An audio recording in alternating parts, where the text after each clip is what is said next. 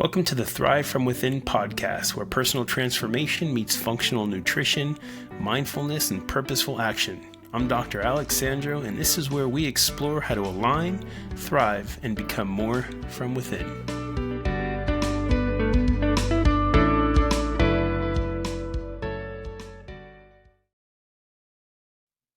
Okay, well, welcome back to the show. And let's just right off the bat go straight into a practice of what today's episode is going to be about. And I'm going to invite you to take a big, strong inhale for a count of 3, 2, 3, and then a slow exhale for a count of 6. 3, 4, 5, 6. Let's repeat that one more time. Big inhale for 3, 2, 3. Big exhale for 2, 3, 4, 5, 6. And one more time. In, 2, 3. Out, 2, 3, 4, 5, 6. All right. So what the heck is that all about? And this is going to be today's episode. And really what it's about is not just mindfulness, because that opens the door to this like one-way thought process and this one-way track. And what I want to pull out is that this is actually a reciprocative process where, yes, the meditation, the breath work, the writing, all of these things, they literally can upgrade your mineral operating system that runs your body. It's literally your internal firmware. I've been talking about this quite a bit lately. There is not an enzymatic reaction that takes place in the body that does not require minerals. So on some very foundational level, this is why this is so important. This is the reason why I am so interested in this space. And it's the reason why I talk about this so openly and so regularly. You are not just calming your mind. You're actually reprogramming your system to heal, to regulate, and reconnect, which is profound when you think about it that way. We're so used to thinking that we need to fix or we need to manage ourselves, but I'm going to pose, what if the real shift actually starts from the inside out? Anybody ever think about that? Your DNA is the hardware. I think that makes sense for everybody. Just to give you an analogy on how these things play out, or at least in my mind, your minerals are then the firmware. So DNA is your hardware. And you hear me all the time. You've got to know your hardware. Minerals are the firmware. So then where did the food, the supplements, the movements, the exercises, the activities, where does all that fit in? And in this analogy, I would argue that really starts to fit into what we might refer to as the ops. So if you want all of those things to work properly, then you have to have the proper firmware. And that firmware is really designed to work with your specific hardware. And that's how we upgrade the system itself. So today we're diving into exactly how that works and how you can start using these kinds of things right now. Let's start off with this idea that your mindfulness actually can impact your mineral levels. Now, I just want to preface, I know how this works because over a decade ago, I was the exact opposite of everything that I'm describing here, frankly. You ask anyone who knew me back then, and they'd tell you I was anything but calm, grounded, or regulated. I, like so many people living out there, at least in America today, I lived in this very high beta, constantly on the go, constantly in stress mode, constantly in like freak out control mode. And what I started to realize, maybe even more so as I look back over time, is that I was just literally burning up and burning through my systems. I was physically, emotionally, chemically. It was just one thing after the other. And here's the key. I have done it all for years, had the medicine or supplement cabinet, at least in my space, of like everything under the sun. And it wasn't one supplement that changed any of this stuff. It was actually learning how to slow down. It was learning how to breathe. It was learning how to listen. It was learning how to prioritize on some level my own peace of mind so that I knew that I can show up better for the people that I served, whether they were family, whether they were friends, whether they were community, clients, patients, whoever it was, I knew that regulating these things would have a tremendous impact and shift. So after practicing that for so long, my body finally had the chance to recalibrate itself. So mindfulness didn't just help me think differently, it literally showed up in a physiological way that was profound. It lowered my cortisol. I still remember the first time that I ever ran a Dutch panel and getting that back and going, wow, I don't think that's supposed to look that way. So the side note was that getting into this new space and putting the time and the effort and the energy there, it actually was helping me stop burning through things like magnesium and zinc. And I'll get into that briefly in a little bit here. And for sure, it helped me digest my food better, which meant that I was actually absorbing more of what I was already eating. I think that in today's culture, we tend to eat on the go. We tend to eat standing up, bouncing from one thing to the other. And this comment isn't necessarily to say that everybody shouldn't be doing that. There are certain people that are built or hardwired that way. That's just how they work. A great thing to look into if you're interested in that, in my opinion, is actually human design and knowing how you actually digest. But it's not just digest food, it's actually the ability to digest the world around you. How do you take in information?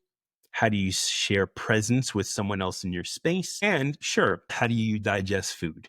So, digestion in the human design space isn't just about what you consume food wise, but rather in all the different ways that you consume many different modalities, whether it be food, drink, information, friendships, relationships. It's in so many different ways that that shows up. The other thing that making this shift started to show up in for me was it actually started to calm my system so that inflammation wasn't hijacking every trace mineral that I had on board. And these are the kinds of things that you're able to literally see in lab markers. And when you are running some kind of a lab on a regular basis, it's very easy to track that. For a long time, I've been a fan of the mindset that if you can track things, then you can modify things. And if you can modify things, then you have the ability to have a radical impact out there. And again, this is, I think, one of the foundations for me on knowing what your hardware is rather than throw a bunch of stuff because you've heard this person mention it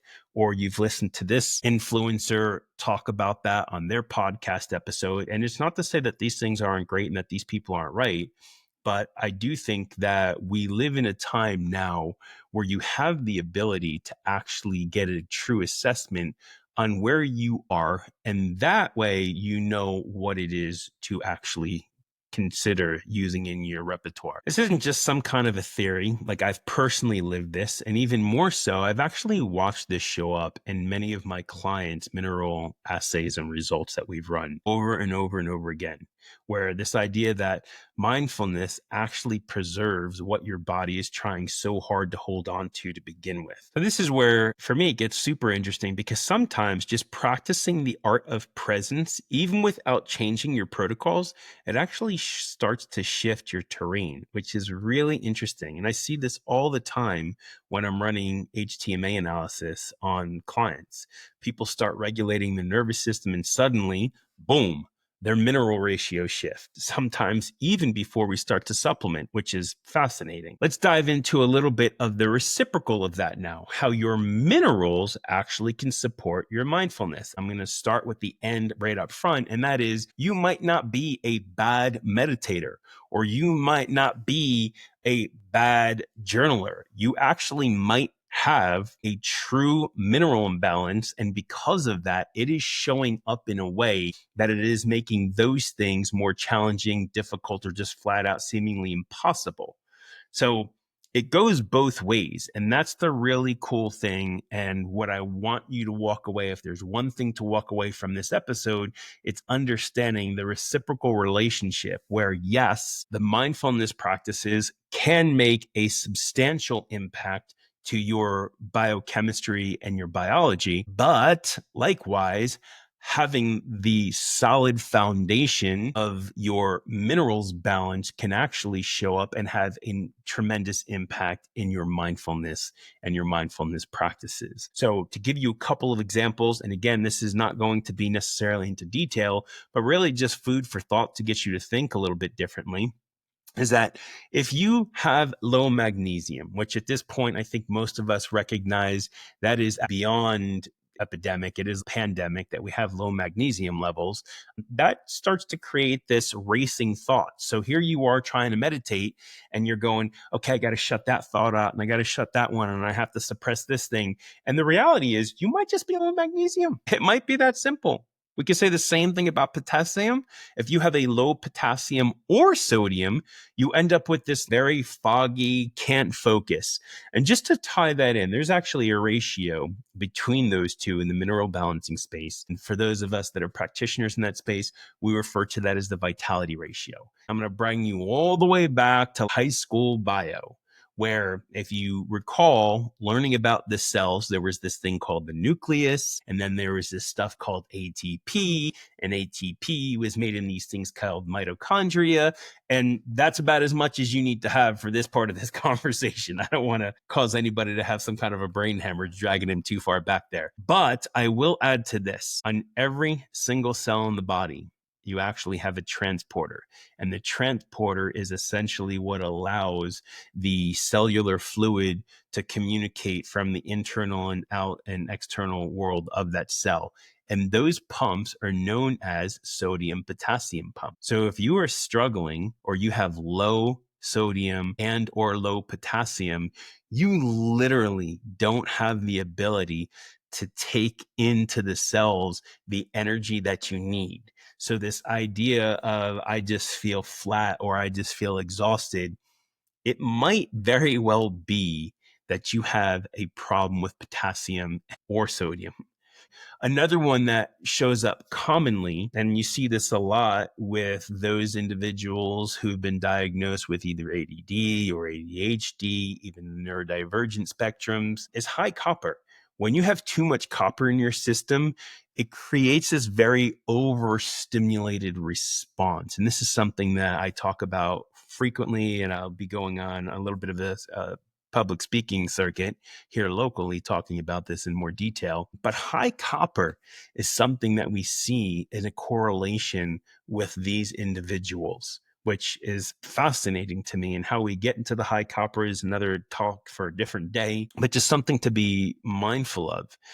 The last one that I want to just really bring to light here is actually something with regards to calcium. And calcium, for a long time, it was kind of the talk on the town, and everybody's saying, hey, you need to have, calcium for bone health and this and that. And then when vitamin D broke out on the scene and everyone's taking vitamin D, we started taking more calcium, and then you had to make sure that you were taking the two together.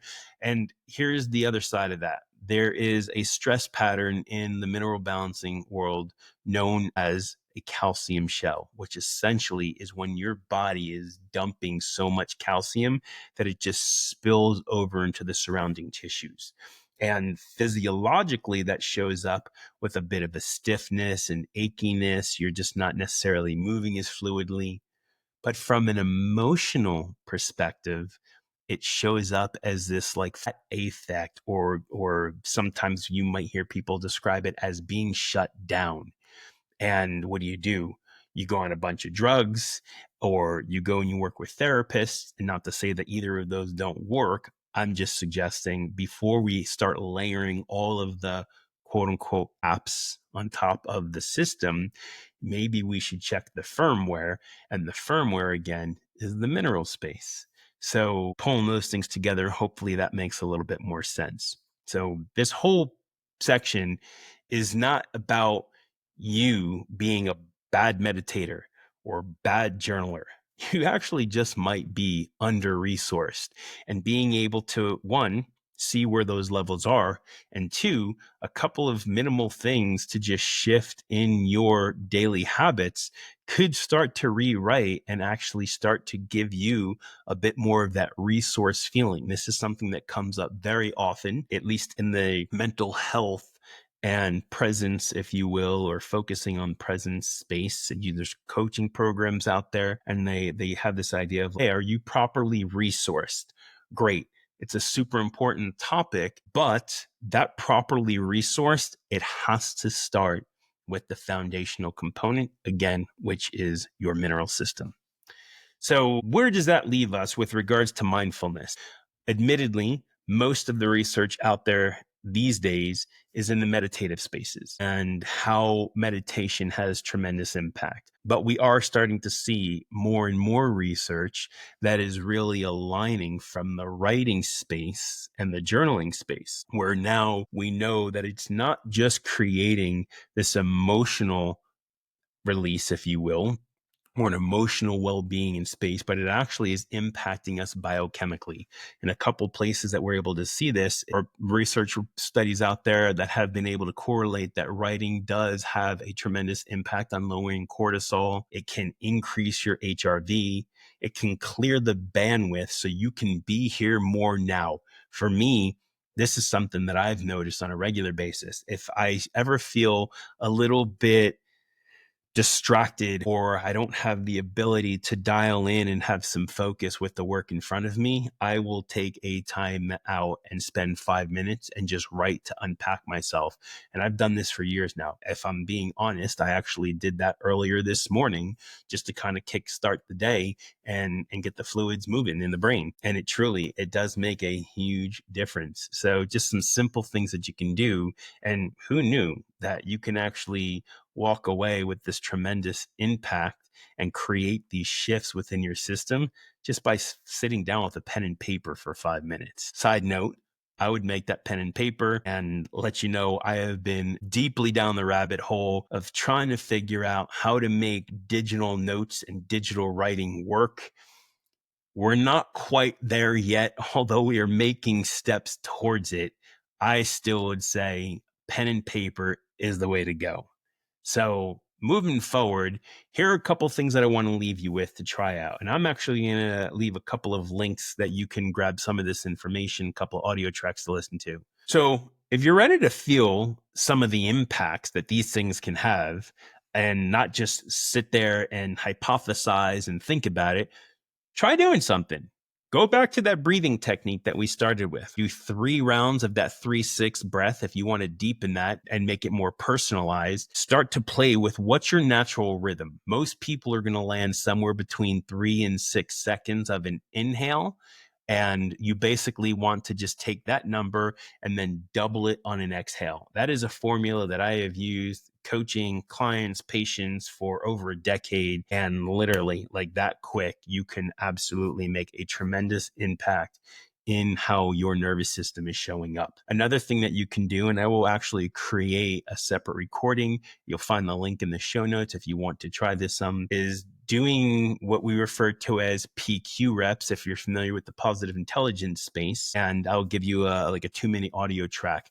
I have used this in my coaching circles and my group coaching programs for a long time. And I have never, literally in 8 years of using that information or that practice, I have never had anybody in any group who did not notice a substantial decrease with regards to that sympathetic high beta, hey, I got to go, I got to run. Every single time it will knock people down 1, 2, sometimes even 4 clicks on the scale.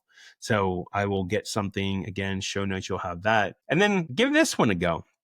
Set aside a 10-minute time to just go for a walk in nature. Very simply, set 5 minutes out. At the 5-minute mark, turn your butt around and come on back. But here's the key. Don't take a phone. Don't have conversation. This is a 10-minute walk with just you. And if you really want to highlight that, when you come back, whatever came up on that walk for you, just write that down. It is amazing what being in nature actually can do to help us shift into a better place of productivity and thought. And then lastly, I'll leave you with this. Ask yourself, if you're in the writing space and you like to do some kind of daily journaling, ask yourself this question.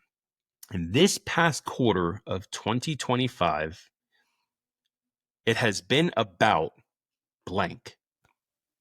And you fill in that blank. And as soon as you were able to wrap your mind around what it was and how you would classify what this quarter of 2025 have been about, then ask yourself this follow-up question. But what has this quarter really been about? Okay. play that out again. It was about this, but it was really about this for me. And then you might throw into that just what is something that sparked in you today? What is something that came up, something that you discovered, a new topic, a new area of interest, a new fact that you've learned? These different kinds of things that you can just layer in to really get yourself thinking and emptying out. So I'll give you those guys. I'll create a little bit of a sheet that you can use. So with all that, I want to close with this. Your presence isn't just something that you force. And if you are feeling like you need to force it, maybe it's time to consider that you can have an impact on your presence by actually looking at some of your minerals. If you want the apps to run differently, you have to make sure that the firmware has been updated. Presence is something that you build space for inside your body, inside your brain, and inside your biology. Your mindfulness can shift your physiological states. We know that. And your minerals can sustain it. This isn't about doing more. It's actually about doing less, but having more intention. So give a couple of these a go. I'd sure love to hear about it. If you follow me on Substack, that is a great space to share what's come up for you and some of the shifts that you've been able to see play out in making a couple of these modifications. And if you're interested in diving into a little bit more of some of the foundational mineral components, I would invite you to join me on the 5-day mineral mini course. That is a free email program that I've put together really to introduce people to this idea and help them see how minerals can radically impact their day to day on things that often get overlooked. And you can find the link for that one as well in the show notes below.